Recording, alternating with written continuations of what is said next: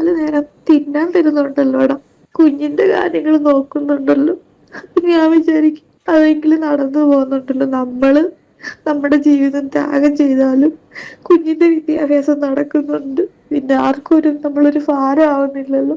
ആ ഒരൊറ്റ കാര്യത്തിലാണ് ഞാൻ സഹിക്കുന്നത്. ഒരു പെണ്ണും അനുഭവിക്കാത്ത എക്കാടാ ഞാൻ അനുഭവിച്ചിട്ടുള്ളത്. നിനക്ക് പറഞ്ഞാൽ മനസ്സിലാവത്തില്ല. എല്ലാവരുടെയും മുന്നിൽ ചിരിച്ച് ഞാനിട്ട് നിൽക്കുന്നെങ്കിൽ ഉള്ളിൽ അത്രത്തോളം വലിയ വേദനകൾ എനിക്കുണ്ട്. ഞാനൊരു മനുഷ്യനോടും പറഞ്ഞിട്ടില്ല. പക്ഷെ ഇതിൻ്റെ അകത്ത് ഇപ്പം നമ്മൾ കേട്ടതാണ്, എൻ്റെ കുഞ്ഞിന് ചെലവിന് തരുന്നില്ലേ, അല്ലെങ്കിൽ എനിക്ക് 4 നേരം ഭക്ഷണം കഴിക്കാൻ തരുന്നില്ലേ. അതാണോ ഒരു ഭർത്താവ് എന്ന് പറഞ്ഞാൽ? അത് മാത്രമാണോ ഒരു ഭർത്താവിൻ്റെ കടമ? ഇത് കേട്ടപ്പോൾ എനിക്ക് തോന്നിയ ഒരു ചോദ്യമാണ്. സ്വന്തം കുഞ്ഞിന് ചെലവിന് കൊടുക്കുന്നത്, അല്ല സ്വന്തം മക്കൾക്ക് വിദ്യാഭ്യാസം തരുന്നത് ആണോ വലിയ കാര്യം? ഒരച്ഛനാണെങ്കിൽ ഒരമ്മയാണെങ്കിൽ നമ്മുടെ മക്കളുടെ കാര്യം നമ്മളാണ് നോക്കേണ്ടത്, അല്ലാതെ വേറെ ആരുമല്ല വന്ന് നോക്കേണ്ടത്. ഇവിടെ ഈ കുട്ടി പറയുന്നുണ്ട്, എൻ്റെ മകളുടെ കാര്യങ്ങൾ എങ്കിലും നടക്കട്ടെ എന്ന് ഓർത്തുകൊണ്ടാണ് ഞാൻ ജീവിക്കുന്നതെന്ന്. പക്ഷെ എന്തൊക്കെ ഇരുന്നാലും ഇപ്പം ഈ കുട്ടീനെ ഇവൻ കൊലപ്പെടുത്തി, അല്ലെങ്കിൽ ഈ കുട്ടി ആത്മഹത്യ ചെയ്തു. ഇതിലൂടെ ഈ കുഞ്ഞ് സേഫായോ? ഈ കുഞ്ഞിന് നമ്മൾ ഇതിൻ്റെ അകത്തെ പല കാര്യങ്ങളും കേട്ട് കഴിയുമ്പോൾ നമുക്ക് മനസ്സിലാകും, ഈ കുട്ടിയുടെ അച്ഛൻ എന്ന് പറയണതേ ഒരു പേടിയാണ്. ആ കൊച്ചു മനസ്സിലേക്ക് തൻ്റെ അമ്മ മരണപ്പെട്ടു എന്ന് കേൾക്കുമ്പം ആ കുട്ടിക്കുണ്ടാവുന്ന ഒരു ഷോക്ക് അതെന്തും മാത്രമാണ്. ഇത്രയേറെ പ്രശ്നങ്ങളുള്ളപ്പം ഈ ബന്ധം പിരിഞ്ഞു വന്ന് ഈ കുട്ടി ഇതിൻ്റെ കുഞ്ഞിൻ്റെ കാര്യം നോക്കി ഒരു ജോലിയൊക്കെ ചെയ്ത് ഇതിൻ്റെ കാര്യം നോക്കി ഇത് ജീവിച്ചിരുന്നെങ്കിൽ എത്രയോ സമാധാനത്തോടെ ഈ കുഞ്ഞിനെ വളർത്തി മുൻപോട്ട് കൊണ്ടുവരാൻ ഇവർക്ക് സാധിക്കുമായിരുന്നു. എത്രയേറെ സ്ത്രീകളുണ്ട് ഇതുപോലെ ഭർതൃപീഡനം സഹിക്കാൻ പറ്റാതെ ബന്ധം പിരിഞ്ഞിട്ട് സ്വന്തമായിട്ട് ജോലി ചെയ്ത് സ്വന്തം മക്കളെ നല്ല രീതിയിൽ വളർത്തുന്ന എത്രയോ ആളുകളുണ്ട് നമ്മുടെ ചുറ്റുവട്ടത്ത്. അവിടെ ഞാൻ പറയുന്നത്, ഈ കുട്ടി എടുത്ത ഒരു തീരുമാനം വളരെ തെറ്റായി പോയി എന്ന് മാത്രമേ ഞാൻ പറയുള്ളൂ. ആ മകൾക്ക് ഭർത്താവെന്ന് പറഞ്ഞാൽ അത്രയും സ്നേഹമായിരുന്നു. ആ സ്നേഹപ്രകടനം കാണിക്കുമ്പോൾ അവൾ അതേവരെ ചെയ്ത് എല്ലാം മറക്കും അങ്ങ്.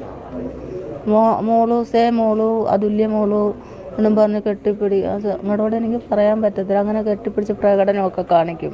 പിന്നെ എവിടെയെങ്കിലും ഒരു ബീച്ചിലൊക്കെ കൊണ്ടുപോകും, അല്ലെങ്കിൽ ഒരു സിനിമയ്ക്ക് പിന്നെ കൊണ്ടുപോകും. അപ്പോൾ എൻ്റെ കുഞ്ഞും അതങ്ങ് മറക്കും. പിന്നെ കുഞ്ഞുങ്ങളല്ലയോ. പക്ഷേ ഉള്ളിലൊരു ക്രൂരമുഖം അയാൾക്കുണ്ടായിരുന്നു. ഉണ്ട്. ഇതുപോലെ ഉപദ്രവവും വഴക്കും ഒക്കെ കഴിഞ്ഞിട്ട് ഈ കുട്ടി വീട്ടിൽ വന്ന് കഴിയുമ്പം ഇവൻ പുറകെ വന്ന് കഴിഞ്ഞ് മോളു എന്നൊക്കെ പറഞ്ഞ് കെട്ടിപ്പിടുത്തവും പരിപാടിയൊക്കെ കഴിഞ്ഞ് കഴിയുമ്പോഴത്തേനും ഇവനോട് അങ്ങോട്ട് പറഞ്ഞ് ഒരു ബീച്ചിലേക്ക് കൊണ്ടുപോകും, അല്ല ഒരു സിനിമയ്ക്ക് കൊണ്ടുപോകും. അത് കഴിഞ്ഞ് ഉള്ള ഒരു സ്നേഹപ്രകടനവും കൂടെ കഴിഞ്ഞ് കഴിയുമ്പോഴത്തേനും ഈ കൂടെ അങ്ങിറങ്ങി പോവും. അവളെല്ലാം ക്ഷമിച്ചു, സഹിച്ചു, പൊറുത്തു. ഇതിപ്പോൾ 1 വർഷമോ 2 വർഷമോ ഒന്നും അല്ല ഇവരുടെ കല്യാണം കഴിഞ്ഞിട്ട്. ഈ 10 വർഷമായിട്ട് 11 വർഷമായിട്ട് ഇതേ ഒരു സാഹചര്യത്തിലൂടെ ഈ കുട്ടി കടന്നു പോയിക്കൊണ്ടിരിക്കുകയാണ്. അപ്പം ഇത്രയേറെ കാര്യങ്ങൾ തൻ്റെ ജീവിതത്തിൽ നടന്നിട്ടും ഈ ഒരു വ്യക്തിനെ ഇട്ടിട്ട് പോകാതെ ഇവൻ്റെ കൂടെ എന്തുകൊണ്ട് ഇങ്ങനെ പിടിച്ചു നിന്നു? എന്തിനിങ്ങനെ നിന്നു? അത് നിന്നത് കൊണ്ട് ആ കുട്ടിക്ക് ഉണ്ടായ ഒരു ഗുണം എന്താണ്? എനിക്ക് ഇതുവരെ അത് മനസ്സിലായിട്ടില്ല. കാരണം ഈ കുട്ടിക്ക് എന്ന് പറഞ്ഞാൽ 30 വയസ്സ്, 29 അല്ല 30 വയസ്സായതേ ഉള്ളൂ. 18 വയസ്സുള്ളപ്പം മക്കളെ, സത്യം പറഞ്ഞാൽ ഈ 18 വയസ്സ് പ്രായപൂർത്തിയാവാൻ നോക്കി നിന്ന പോലെ തോന്നുന്നു കല്യാണം കഴിപ്പിക്കാൻ. 18 വയസ്സായപ്പം, അതായത് ജീവിതത്തിലെ ഏറ്റവും നല്ല ഒരു മൊമെൻറ്റ്സാണ് നമ്മുടെ ഒരു 18 വയസ്സ് കഴിഞ്ഞ്, അതായത് ഒരു ഡിഗ്രി അല്ലെങ്കിൽ ഒരു ജോലിക്കൊക്കെ പഠിച്ച് കഴിഞ്ഞൊരു ജോലി ചെയ്ത് നമ്മുടെ ലൈഫിൽ നമ്മൾ ഏറ്റവും കൂടുതൽ ഒരു 25 വയസ്സ് വരെയുള്ള ഒരു ഏജ് എന്ന് പറയുന്നത് ഒരു പെൺകുട്ടിയെ സംബന്ധിച്ചിടത്തോളം അവർക്ക് ഏറ്റവും കൂടുതൽ സന്തോഷിക്കാൻ പറ്റിയ സമയം. അപ്പം അതിനു മുൻപേ ഈ കുട്ടി കല്യാണം കഴിച്ച് ജീവിതത്തിൽ എന്തുമാത്രം കണ്ണീര് ആ കുട്ടി കുടിച്ചു എന്നുള്ളത് പലപ്പോഴും പറയുന്നുണ്ട്. ഇത് ഈ കുട്ടിയുടെ പല കൂട്ടുകാരും വന്നിട്ട് പറയണ കാര്യങ്ങൾ കേൾക്കണം. കോളേജിൽ ആദ്യമൊക്കെ വരുമ്പോൾ ഭയങ്കര സന്തോഷവതിയായിരുന്നു. പിന്നീട് ഭയങ്കര വിഷമവും കാര്യങ്ങളും ഇങ്ങനെ ഓരോരുത്തർ ചോദിക്കുമ്പോൾ പലതും പറയുന്നുണ്ട്. അവനെ ഭയങ്കര സൈക്കോ ആന്ന് വരെ ഈ കുട്ടി പറഞ്ഞതായിട്ട് ഒത്തിരിയേറെ ആളുകൾ ഇത് പുറത്തേക്ക്, അതായത് കൂടെ പഠിച്ചവരും പരിചയക്കാരും ഒക്കെ പലരും അയലക്കംകാർ വരെ പറയുന്നുണ്ട്. ഇത്രയേറെ ടോക്സിക് ആയിട്ടുള്ള ഒരാൾ, അല്ലെങ്കിൽ ഇത്രയേറെ സൈക്കോ ആയിട്ടുള്ള ഒരാളെ സഹിച്ച് ഈ കുട്ടി ഇത്രയും കാലം ജീവിച്ചല്ലോ. ഈ അമ്മ പറയുന്ന ഒരു കാര്യം തന്നെ, പിള്ളേരല്ലേ ഇങ്ങനെ കാണിക്കുമ്പം നമ്മൾ പെൺകുട്ടികളെ നമ്മൾ പഠിപ്പിക്കേണ്ട ഒരു കാര്യമാണ്. ഒന്നാമത് ബോൾഡാവാൻ പഠിപ്പിക്കണം.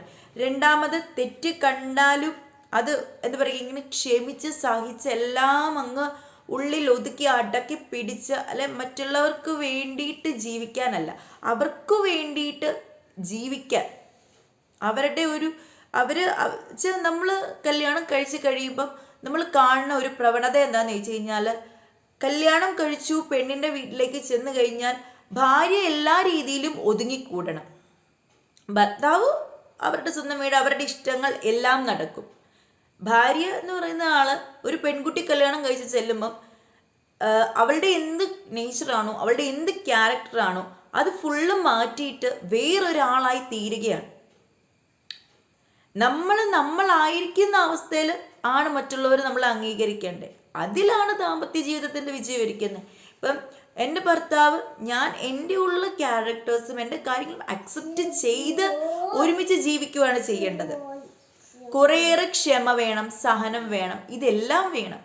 എന്തൊക്കെ ഇരുന്നാലും എല്ലാ കാര്യങ്ങളിലും നമ്മൾ ഒത്തിരിയേറെ ടോക്സിക് ആയിട്ട് ഇതുപോലെ സൈക്കോ ഒക്കെ കാണിക്കും. ഇത്രയും വലിയ ഉപദ്രവങ്ങളൊക്കെ ചെയ്യുമ്പം നമ്മൾ ആ ഒരു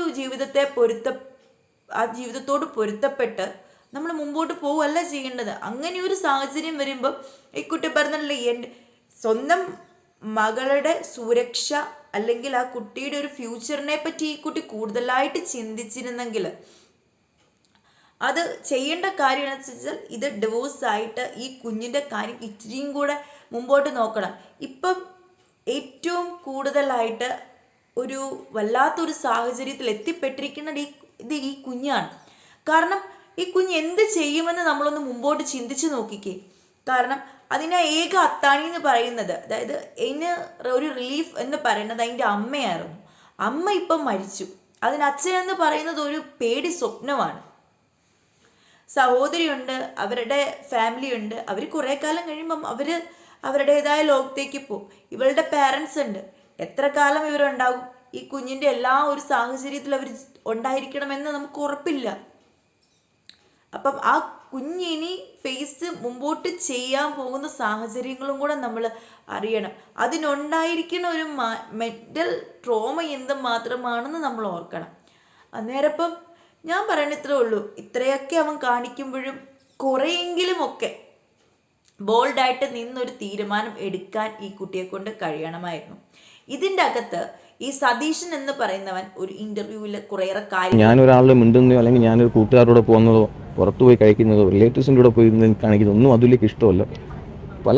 അതിൻ്റെ പേരിൽ തന്നെ എനിക്കിപ്പം എൻ്റെ അമ്മയോട് പോലും ഞാൻ മിണ്ടാറില്ല. ഞാൻ 2-3 വർഷമായിട്ട് എൻ്റെ അമ്മയോട് പോലും സംസാരിക്കാറില്ല. വീട്ടിൽ ഞാൻ നാട്ടിൽ പോയാൽ പോലും. നമ്മളിപ്പോൾ കേട്ടു സതീശൻ പറയുന്നത് തൻ്റെ ഭാര്യയ്ക്ക് ഭയങ്കര പൊസസീവ്നെസ് ആയിരുന്നു. ഞാൻ നാട്ടിൽ എൻ്റെ ഫ്രണ്ട്സിൻ്റെ കൂടെ എൻജോയ് ചെയ്യുന്നതോ അവരോട് മിണ്ടുന്നതോ സംസാരിക്കുന്നതോ അല്ലെങ്കിൽ അങ്ങനെയുള്ള എൻ്റെ വീട്ടുകാരോട് പോലും സംസാരിക്കുന്നതൊന്നും അതുല്യക്ക് ഇഷ്ടമല്ലായിരുന്നു എന്ന് സതീശൻ ഇവിടെ വാദിക്കുന്നുണ്ട്. ഇതേ സെയിം കാര്യം ഇവൻ പറഞ്ഞ അതേ ഇതിൽ ഈ അതുല്യയുടെ ഒരു ഫ്രണ്ട് പറയുന്നുണ്ട്. എന്തുമാത്രം ഇവന് അതുല്യ മറ്റുള്ള കൂട്ടുകാരോട് സംസാരിക്കുന്നത് ഇഷ്ടമല്ലായിരുന്നു. അതുപോലെ അതുല്യ കൂട്ടുകാർ വിളിച്ചതിൻ്റെ പേരിൽ അതുല്യയുടെ ഫോൺ തന്നെ തല്ലി പൊട്ടിച്ചിട്ടുണ്ട്. അതുപോലെ തന്നെ ഈ കുട്ടീനെ ഭയങ്കരമായിട്ട് ഇവൻ മർദ്ദിച്ചിട്ടുണ്ട്. ഇതിൻ്റെ പേരിൽ ഒത്തിരിയേറെ പ്രശ്നങ്ങൾ ഇവൻ ഉണ്ടാക്കിയിട്ടുണ്ട്. അതുപോലെ കൂട്ടുകാർ വിളിച്ചു കഴിഞ്ഞാൽ ഒന്നെങ്കിൽ അവൾ അവിടെ ഇല്ല എന്ന് പറയും, അല്ലെങ്കിൽ ലൗഡ് സ്പീക്കറിൽ ഇട്ട് മാത്രമേ സംസാരിക്കാൻ പറ്റുള്ളൂ. അങ്ങനെയുള്ള ഒത്തിരിയേറെ പ്രശ്നങ്ങൾ ഈ സതീശൻ ഉണ്ടാക്കിയിട്ട് ഉണ്ട് എന്ന് ഈ അതുല്യയുടെ ഒരു ഫ്രണ്ട് പറയുന്നുണ്ട്. നമുക്ക് അതും കൂടെ ഒന്ന് കേൾക്കാം. മതി. ഈവൻ നമ്മൾ ഫ്രണ്ട്സ് പോലും ഞാൻ തന്നെ കുറെ വട്ടം വിളിച്ചിട്ടുള്ളപ്പോൾ എത്രയോ തവണ ഫോൺ തല്ലി പൊട്ടിച്ചു കളഞ്ഞിട്ടുണ്ട്. വിളിക്കരുതെന്ന് ഡയറക്റ്റ് പറഞ്ഞിട്ടുണ്ട്. അങ്ങനെ കുറെ കാര്യങ്ങളുണ്ട്. സുഹൃത്തുക്കൾ, അതായത് ഫ്രണ്ട്സ് ആര് വിളിച്ചാലും ഫോൺ എടുത്തിട്ട് ഒന്നെങ്കിൽ സ്പീക്കർ കോൾ ഇടണം, അതല്ലാന്നുണ്ടെങ്കിൽ അയാൾ എടുത്തിട്ട് പറയും അവളിവിടെ ഇല്ല എന്ന് പറഞ്ഞിട്ട് കട്ട് ചെയ്യും. അയാളില്ലാത്ത ടൈമിലാണ് അവൾ നമ്മളെ കോണ്ടാക്ട് ചെയ്യുന്നത്. അപ്പം ഇതുപോലെ വേറൊരു കാര്യം കൂടെ ഉണ്ട്. ഈ അതുല്യയുടെ അബോഷനെ പറ്റി ഈ സതീശൻ ഇതേപോലെ വേറൊരു കാര്യം ഡിസ്കസ് ചെയ്തിട്ടുണ്ട്. അപ്പം അവൻ പറയുന്നത്, നിങ്ങൾക്ക് ഇത്രയും പ്രായമായി, അതായത് സതീശന് പ്രായമായി, ഷുഗർ ഉണ്ട്, അതൊക്കെ കൊണ്ട് നമുക്ക് വേറെ ഒരു കുഞ്ഞു വേണ്ട എന്ന് പറഞ്ഞ് അതുല്യ നാട്ടിൽ പോയി അബോഷൻ ചെയ്തു എന്നാണ് സതീശൻ അതായത് പ്രസ്താവിക്കുന്നത്.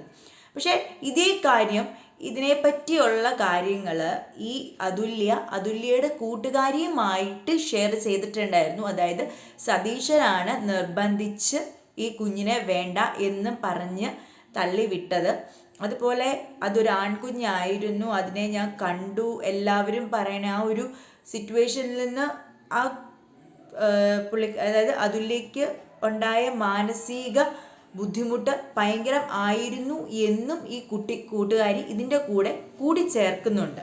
അപ്പം നമുക്ക് അതും കൂടെ ഒന്ന് ജസ്റ്റ് നിങ്ങളൊന്ന് കേട്ട് നോക്കുക. തളർത്തി അതിപ്പോ അവനായിട്ട് തന്നെ എടുത്തിട്ടത് കൊണ്ട് അതിന്റെ സത്യാവസ്ഥ പറയാം. അവൻ തന്നെയാണ് അവളെ പറഞ്ഞ് നാട്ടിൽ വിട്ടത്. എന്താ പറയാ, പ്രഗ്നന്റ് ആയിരുന്നു, 4 മാസം പ്രഗ്നന്റ് ആയിട്ട് അവൻ തന്നെയാണ് നാട്ടിൽ പറഞ്ഞു വിട്ടത്. അവന് 40 വയസ്സുണ്ട്, പോരാത്തതിന് അവൻ ഷുഗറിന്റെ ഇൻസുലിൻ എടുക്കുന്നു.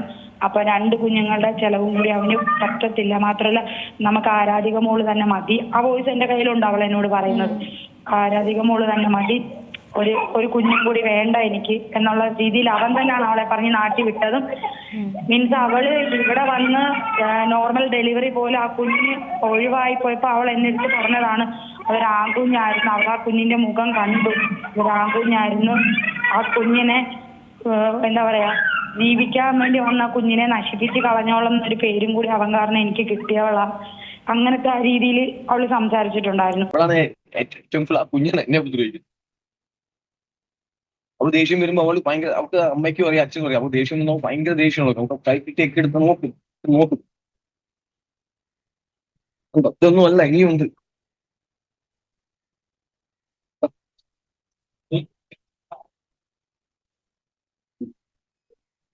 എന്ത് പാടാണ്? ഇതൊന്നും ഞാൻ സ്വയം ചെയ്യുന്നതല്ലെന്ന്. അത് അടിച്ചതിന്റെ പാടല്ല, പക്ഷെ എന്തിന്റെ പാടാണത്? ഇത് അടിച്ച് പാടട്ടെ മൊത്തത്തിൽ. അവൾ എന്തൊക്കെ കാണിച്ചാണ് ഇത്. ഞാൻ കഴിഞ്ഞ പ്രാവശ്യം ഇരുന്നാലും ഇപ്പം സതീശൻ പുതിയൊരു മുറിവൊക്കെ കാണിച്ചിട്ടുണ്ട്. തൻ്റെ കയ്യിലും കാലിലുമൊക്കെ കുറേ മുറിവുകളുണ്ട്. പക്ഷെ അതൊക്കെ കണ്ടിട്ട് പുതിയ ഫ്രഷ് ആയിട്ടുള്ള വൂണ്ട് പോലെയാണ് നമുക്കൊക്കെ കാണുമ്പം നമുക്കത് തോന്നുന്നത്, നമുക്കത് കാണുന്നവർക്ക് മനസ്സിലാകും. പക്ഷേ ഒന്നെങ്കിൽ ഇതിന് മുമ്പ് ഇവർ തമ്മിൽ എന്തോ ഇഷ്യൂ ഉണ്ടായിട്ടുണ്ട്, ആ ഇഷ്യൂവിൻ്റെ ഭാഗമായിട്ടാണ് ഈ കയ്യിലും കാലിലും മുറിവ് ഉണ്ടായിരിക്കുന്നത്. അല്ലെങ്കിൽ ഇതിന് മരണത്തിന് തൊട്ട് മുമ്പ് ഇവർ തമ്മിൽ വേറെ എന്തെങ്കിലും പ്രശ്നം ഉണ്ടായിട്ടുണ്ട്, ആ സമയത്ത് ഉണ്ടായതുമായിരിക്കും. എന്താണെങ്കിലും അധികം കാലപ്പഴക്കം ഇല്ലാത്ത ഒരു മുറിവാണ് സതീശൻ എല്ലാവരെയും കാണിക്കുന്നത്. അവിടെയും അങ്ങനെ ഒരു ചോദ്യചിഹ്നമുണ്ട്. എന്തൊക്കെ ഇരുന്നാലും ഇതൊക്കെ നമ്മൾ ഇത്രയൊക്കെ കണ്ടാലും, ഇത്രയൊക്കെ സംഭവിച്ച കാര്യങ്ങൾ നമ്മൾ ഇത്രയൊക്കെ കണ്ടാലും മനസ്സിലാക്കിയാലും ഇതൊക്കെ സംഭവിക്കുന്നുണ്ടെന്ന് പറഞ്ഞാൽ പോലും നമ്മുടെ നാട്ടിലുള്ള സിസ്റ്റം ഒരിക്കലും അത് മാറാൻ പോകുന്നില്ല. പെണ്ണുങ്ങൾ എന്നും സഹിച്ചുകൊണ്ടേയിരിക്കും. അല്ലെങ്കിൽ കുറേ പെൺകുട്ടികൾ സഹിക്കാൻ പറ്റാത്ത സാഹചര്യം വരുമ്പോൾ ആത്മഹത്യ ചെയ്യും.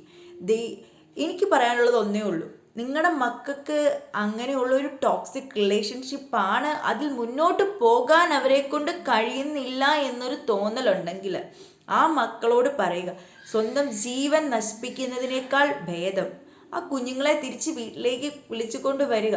നമ്മുടെ മക്കൾക്ക് ആദ്യം നമ്മൾ കൊടുക്കേണ്ട കാര്യം നല്ല വിദ്യാഭ്യാസമാണ്. വിദ്യാഭ്യാസമായി നല്ല ഒരു വരുമാനമായി, സ്വന്തമായിട്ടൊരു വരുമാനം ആകുമ്പം മാത്രം അവരെ ഒരു കുടുംബജീവിതത്തിലേക്ക് നയിച്ചു വിടുക. അത് കഴിഞ്ഞാൽ എന്തൊക്കെ പ്രശ്നങ്ങൾ ഇതുപോലെയുള്ള ഇഷ്യൂസൊക്കെ ഉണ്ടാകുമ്പം ജീവൻ നശിപ്പിക്കാതെ, അല്ലെ ജീവിതം അവസാനിപ്പിക്കാതെ ബോൾഡായിട്ട് അതിൽ നിന്ന് പുറത്തു വന്ന് സ്വന്തമായിട്ട് ജീവിക്കാൻ അവർക്ക് അതിനുള്ള ഒരു ധൈര്യം, മനോധൈര്യം പാരൻസ് എന്നും കൊടുത്തിരിക്കണം. അല്ലാതെ ഇതുപോലെ ഇനിയും വരും കാലഘട്ടങ്ങളിൽ ഇതുപോലെയുള്ള അതുല്യോ വിസ്മയോ ഒന്നും നമ്മുടെ ചുറ്റിനും ഉണ്ടാകാതിരിക്കാൻ നമ്മൾ പാരൻസ് ശ്രമിച്ചാൽ മാത്രമേ നടക്കുകയുള്ളൂ. അല്ലാതെ വേറെ ആര് ശ്രമിച്ചാലും നടക്കുക ഇല്ല. അതെല്ലാ പാരൻസും മനസ്സിലാക്കുക.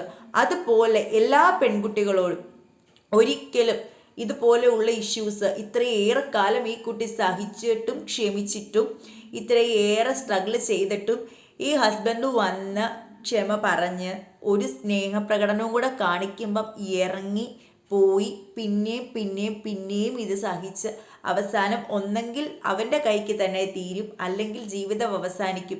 ഇതുകൊണ്ട് ആർക്കാണ് നഷ്ടം? നിങ്ങൾക്കുണ്ടായ ഒരു കുഞ്ഞുണ്ടായിരുന്നു, ആ കുഞ്ഞുങ്ങളുണ്ടെങ്കിൽ അവരുടെ നഷ്ടം അത് നമുക്കൊരിക്കലും നികത്തി കൊടുക്കാൻ പറ്റില്ല. കാരണം ഇതുപോലെ ടോക്സിക് ആയിട്ടുള്ള ഒരു മനുഷ്യൻ്റെ അടുത്ത് ആ കുട്ടിയെ കൊടുക്കാൻ പറ്റും. അത് എത്രമാത്രം സേഫ് ആയിരിക്കും? സത്യം പറഞ്ഞാൽ ഈ ലോകത്ത് അനാഥയായി പോകുന്ന ഒരു സാഹചര്യമാണ് നമ്മുടെ കുഞ്ഞുങ്ങൾക്ക്. അതുകൊണ്ട് ഇങ്ങനെയുള്ള കാര്യങ്ങളൊക്കെ ചെയ്യുന്ന എല്ലാ അമ്മമാരും ഏറ്റവും കൂടുതൽ ഈ വക കാര്യങ്ങൾ കൂടുതലായിട്ട് ചിന്തിക്കുകയും ശ്രദ്ധിക്കുകയും ചെയ്യുക.